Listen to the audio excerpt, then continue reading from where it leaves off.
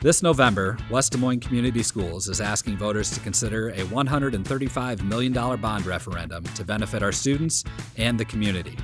These projects total $160 million and would be funded by the general obligation bond and existing district savings. Let's take a closer look at these projects.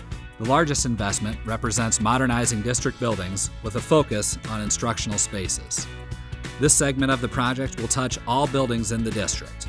Creating modernized buildings and learning spaces includes things like updated lighting, fresh paint, and new furniture, depending on building needs. It also includes things you can't see, like plumbing, electrical, and air quality. All have an impact on student learning. Now let's examine the proposed multi-purpose student activities facility. This $35 million facility would feature more than 75,000 square feet of functional space spanning 2 levels. The space would include a 200-meter indoor track, field turf, and flex space that could serve more than a dozen different programs. Now let's take a look at the Performing Arts Center. This proposed $13 million facility located at Indian Hills Junior High would fill the district's need for a mid-sized performing arts space with a projected capacity of 500 seats. It also represents a mindset shift where we view our performing arts centers as district resources open to everyone. Finally, let's zoom in on the final group of 5 crucial projects that round out the proposal.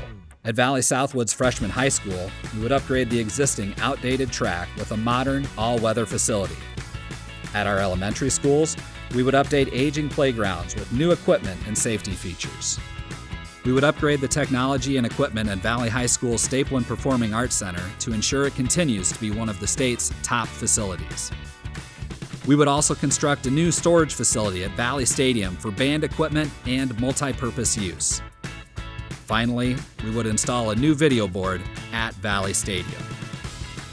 We want you to be an informed voter on November 4th. Learn more at WDMCS.org/bond. Consider an investment in our schools today so together we can build a brighter future for tomorrow.